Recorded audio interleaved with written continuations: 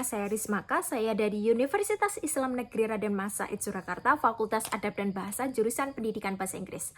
Oke, di sini saya akan menjawab 4 pertanyaan. Yang pertama, apa yang paling kamu sukai dari inovasi teknologi atau budaya perusahaan Google? Oke, yang paling saya hargai dari inovasi dan budaya Google, bagaimana teknologi dikembangkan dengan pendekatan human-centered, yaitu untuk memberdayakan individu dalam mengakses dan juga membangun pengetahuan secara mandiri. Google tidak hanya menghadirkan alat, tetapi juga menciptakan ekosistem pembelajaran global yang inklusif dan relevan dengan kebutuhan zaman sekarang. Oke, ketertarikan ini juga berangkat dari pengalaman saya pribadi sebagai mahasiswa pendidikan bahasa Inggris. Dalam proses belajar dan juga mengajar, saya menyadari bahwa banyak mahasiswa masih bergantung pada metode konvensional yang belum sepenuhnya memanfaatkan teknologi sebagai sarana untuk mengembangkan kemampuan bahasa secara kontekstual. Nah, di sini saya merasa bagaimana platform dan juga tool dari Google itu membantu saya untuk mengakses sumber secara autentik, memahami berbagai perspektif budaya, dan juga meningkatkan keterampilan baik secara komunikasi agar lebih mandiri. Nah, pengalaman tersebut membuat saya melihat bahwa teknologi itu dimanfaatkan secara tepat dapat menjadi jembatan antara pembelajaran bahasa dan kebutuhan komunikasi global. Oke, untuk pertanyaan yang kedua, bayangkan kamu membuat sebuah acara Teach and Chill. Oke, jika saya merancang acara Teach and Chill, saya akan membuat kegiatan interaktif yang bernama Google Mystery Room Decode the Digital Plus, yang mana konsep escape room berbasis teknologi yang dikemas santai dan juga menyenangkan.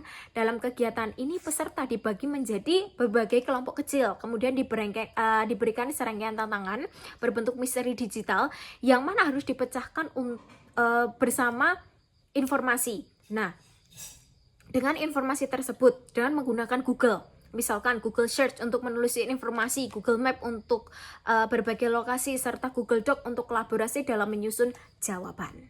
Seperti itu. Kemudian untuk pertanyaan yang ketiga, setiap orang pasti memiliki pengalaman di mana mereka harus berpikir out of the box untuk menyelesaikan sebuah masalah atau mencapai sebuah goal. Nah, di sini salah satu pengalaman yang paling menantang bagi saya adalah ketika saya membantu teman-teman mempersiapkan presentasi bahasa Inggris.